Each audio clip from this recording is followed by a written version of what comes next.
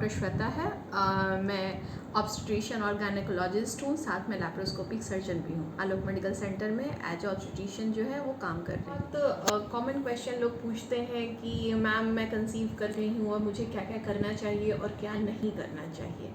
तो सबसे पहले मैं अपने व्यूअर्स को ये बताना चाहती हूँ कि प्रेगनेंसी कोई बीमारी नहीं है। Pregnancy is a very natural phenomena.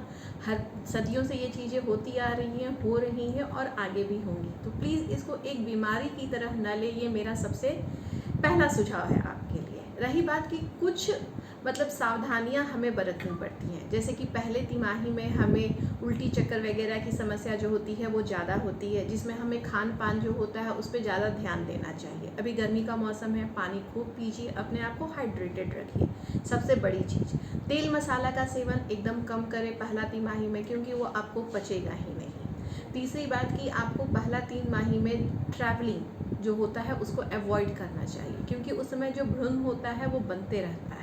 तो इस कंडीशन में जितना भी आप कम ट्रैवलिंग कीजिएगा, या फिर जो ट्रैवलिंग है वो आपको ट्रेन से करना चाहिए अगर बहुत ही ज़्यादा ज़रूरत है। तो ज़्यादा जर्की मूवमेंट वगैरह या दौरा भागी वाली काम जो है उससे आप बचें। ये पहला तिमाही की कुछ सावधानियां हैं जो कि हर प्रेग्नेंट फीमेल, चाहे वो आप नॉर्मली कंसीव कर रहे हो या आईवीएफ से कंसीव कर रहे हो या फिर कुछ इनफर्टिलिटी का आपने ट्रीटमेंट लिया है, तो उसके बाद अगर आप कंसीव कर रहे हैं तो ये सभी में सावधानी की सारे ज़रूरत पड़ती है। दूसरी बात कि फॉलिक एसिड का सप्लीमेंटेशन बहुत ज़रूरी है।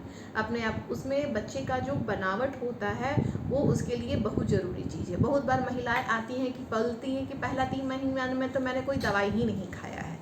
तो ये चीज़ सबसे बड़ी गलती है हमारी। फॉलिक एसिड पहला 3 महीना में खाना बहुत ही ज़्यादा ज़रूरी है। और दूसरी सबसे इम्पॉर्टेंट चीज़ है कि अल्ट्रासाउंड पहला 3 महीना में एक बार ज़रूर कराना है, ये देखने के लिए कि जो बच्चा है वो बच्चेदानी में है ना, कहीं वो हमारे ट्यूब में तो नहीं फंस गया है या कहीं अन्य जगह पे तो नहीं चला गया है। क्योंकि अगर ये अपनी जगह से हटके कहीं पे भी दूसरे जगह पे अगर बच्चे का इम्प्लांटेशन होता है तो ये माँ के लिए जानलेवा होता है।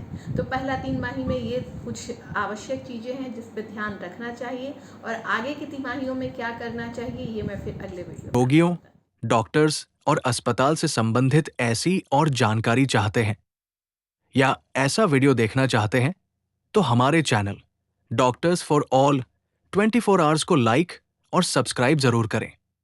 सब्सक्राइब करने के लिए घंटी का बटन दबाइए